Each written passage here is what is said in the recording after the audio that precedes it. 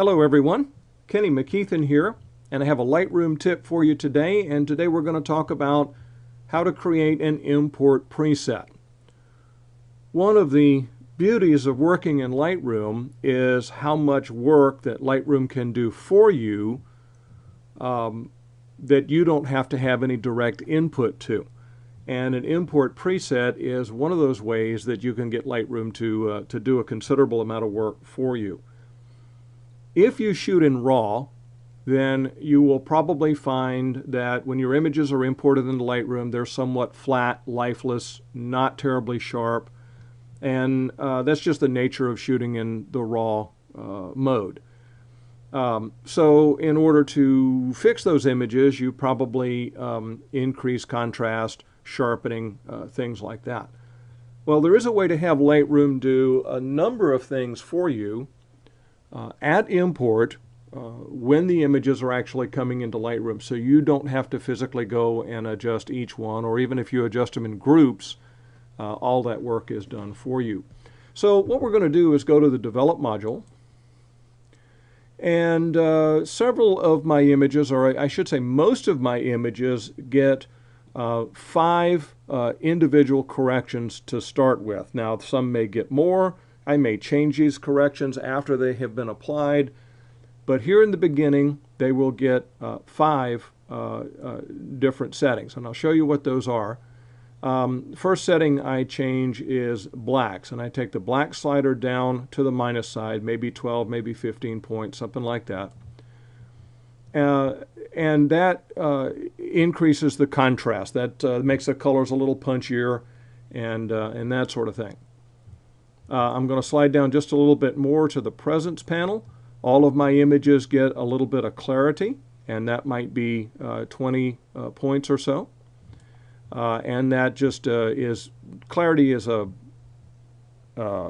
mid-tone contrast adjustment. It's not sharpening, but it's similar. It does have the effect of making the image sharper or clearer, hence the name clarity. All my images get a little bit of vibrance. Now, I use vibrance instead of saturation because it's a little bit more subtle. Vibrance works on the lesser saturated colors at a greater rate than it works on the more saturated colors. It also helps to preserve skin tones. So all of my images get a little bit of vibrance, and again, a little bit would be in that 20 to 24 point range, something like that. Now, another thing all my images get, because I shoot in RAW, the images coming into Lightroom are not very clear. They all need some level of sharpening. So I'm going to come down to the Detail panel, and I'm going to add sharpening amount up to about 50 points, and then detail just a little bit less than that at about 40 points. Now, that is just a starting point. For me, that makes it a little bit easier to look at an image and make sure that image is sharp before I take it any further and do any detail work on it. That is not my final sharpening amount. Some images may get more than that. I may actually turn that down. Again, this is just a starting point. I don't do any masking, and radius I leave at 1 point. Now also at this point, because I never know what ISO I'm going to be shooting on, I don't do any noise reduction at this point. So noise reduction is not a part of my import preset. And you'll notice I skipped over white balance. White balance is not a part of my import preset for the same reason. I never know what white balance I'm going to be shooting. And in fact, shooting in RAW, my camera is typically in auto white balance. And I prefer to adjust that on individual images or in individual situations. So it does not become a part of my import preset. The last thing I do that is part of the preset is I'll go to Lens Corrections, and on the Profile tab I'll turn on Enable Profile Correction, and for Setup I'll make that say Auto. Now what this will do is, for each lens that you shoot, Lightroom will read that data from the metadata from your image, figure out what lens was used, and automatically apply the profile correction for that particular lens. And so that's something you don't have to go and do individually either.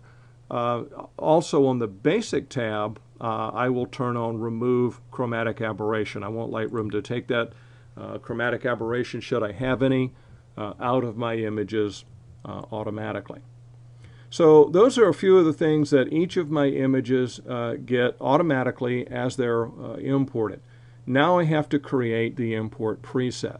So I'll come over here to the left-hand side under Presets, click on the plus sign, and it opens a window very similar to this. Now I go through and check all of the things that I want to apply for that import preset. Now, as I said, I don't apply white balance, so that's left unchecked. I don't apply noise reduction, so I'll check that off. But everything else, I believe here, is going to be left on. Yes, that's correct. Everything else is left on.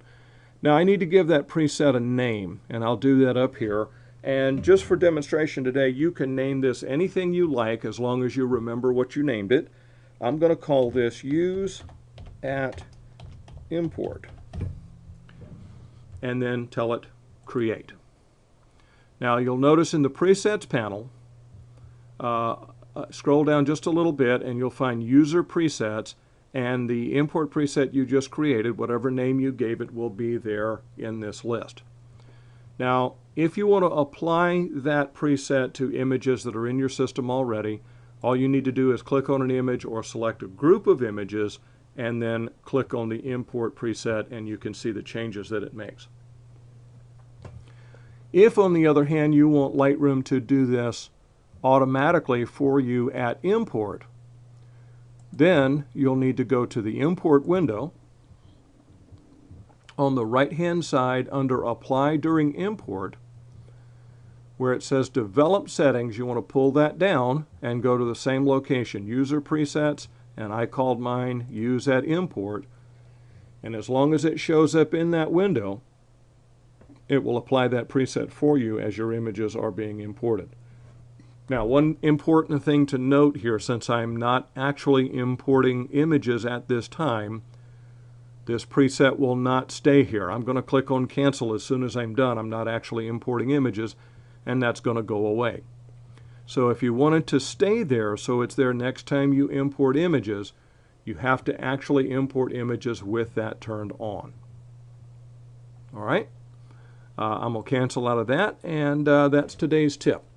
Once again, check out my website, kennymphoto.com, for all my classes and workshops. I've got a new series of articles that I've just put up, and always have new videos coming out from time to time. Thanks for watching. We'll see you next time.